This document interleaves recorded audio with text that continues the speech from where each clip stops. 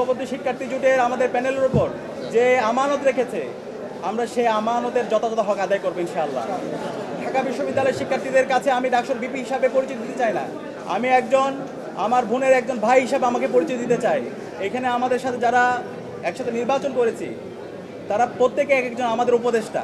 আমি কথা দিচ্ছি, সাদিক কায়েমকে আপনারা যেভাবে দেখেছেন ডাকসুর বিপি হওয়ার পরে তার কোনো পরিবর্তন হবে না ইনশাআল্লাহ। শহীদদের আকাঙ্ক্ষা বিজয় হয়েছে, সে কারণে আমরা শুরুতেই শ্রদ্ধার সাথে স্মরণ করছি জুলাই বিপ্লবের সকল শহীদদের, যাদের মাধ্যমে আজকে আমরা ফ্যাসিবাদ মুক্ত বাংলাদেশ পেয়েছি এবং আজকে আমরা প্রতিটি ক্যাম্পাসে গণতান্ত্রিক পরিবেশ পেয়েছি। ডাকসু নির্বাচনের মাধ্যমে ঢাকা বিশ্ববিদ্যালয়ের শিক্ষার্থীরা আমাদের উপর নেতৃত্বের আমানত রেখেছে। আমরা দৃঢ়কণ্ঠে বলতে চাই, ডাকসু নির্বাচনে ঢাকা বিশ্ববিদ্যালয়ের শিক্ষার্থীরা সাদিক কায়েম, এস.এম. ফরহাদ, মহিউদ্দিন খান সহ ঐক্যবদ্ধ শিক্ষার্থী জোটের আমাদের প্যানেলের উপর যে আমানত রেখেছে, আমরা সেই আমানতের যথাযথ হক আদায় করবো ইনশাআল্লাহ। আমরা কথা দিচ্ছি, আমাদের শিক্ষার্থীদের যে স্বপ্নের ক্যাম্পাস, সেই স্বপ্নের ক্যাম্পাস বিনির্মাণ না হওয়ার আগ পর্যন্ত আমরা থামবো না। আমরা আমাদের লড়াই চালিয়ে যাবো ইনশাআল্লাহ। আমি ডাকসুর ভিপি হিসাবে আপনাদেরকে আমি পরিচয় দিতে চাই না। ঢাকা বিশ্ববিদ্যালয়ের শিক্ষার্থীদের কাছে আমি ডাকসুর ভিপি হিসাবে পরিচয় দিতে চাই না। আমি আমার বোনের একজন ভাই হিসাবে আমাকে পরিচয় দিতে চাই। আমার একজন ছোটো ভাইয়ের বড় ভাই হিসাবে আমি পরিচয় দিতে চাই। আমার একজন বড় ভাইয়ের স্নেহের ছোটো ভাই হিসাবে পরিচয় দিতে চাই। আমার শিক্ষকের একজন ছাত্র হিসাবে আমি আমাকে পরিচয় দিতে চাই।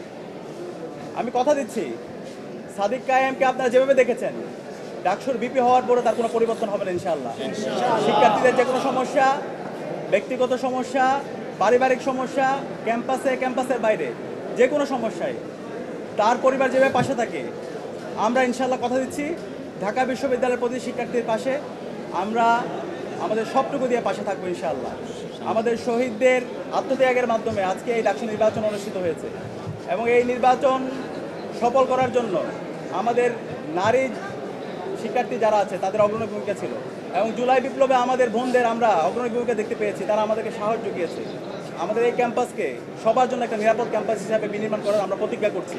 আমাদের এই ঢাকা বিশ্ববিদ্যালয়ের যেই ধর্মের, যেই পথের, যে মতের, যে আদর্শের লোক না হোক না কেন, আমরা সবাই একসাথে কাজ করব।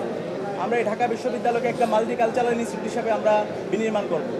একজন বিশ্ববিদ্যালয় শিক্ষার্থী প্রথম বর্ষ থেকে তার চমৎকার একাডেমিক এনভায়রনমেন্ট এখানে পাবে। আমরা কথা দিচ্ছি, শিক্ষার্থীদের যে আকাঙ্ক্ষা সেটাই আমাদের আকাঙ্ক্ষা, শিক্ষার্থীদের ভয়েসে আমাদের ভয়েস, শিক্ষার্থীদের প্রত্যাশায় আমাদের প্রত্যাশা। একই সাথে এই ডাকসু নির্বাচনে আমাদের অনেক সহযোদ্ধারা ছিল, আমরা তাদেরকে সহযোদ্ধা হিসাবে বলতে চাই, কারণ জুলাই আন্দোলনে এখানে যারা প্রার্থী ছিল আমরা সবাই সহযোদ্ধা ছিলাম। আমাদের সহযোদ্ধারা তাদের যে ইশতেহারগুলো ছিল আমরা সবাই একসাথে কাজ করতে চাই।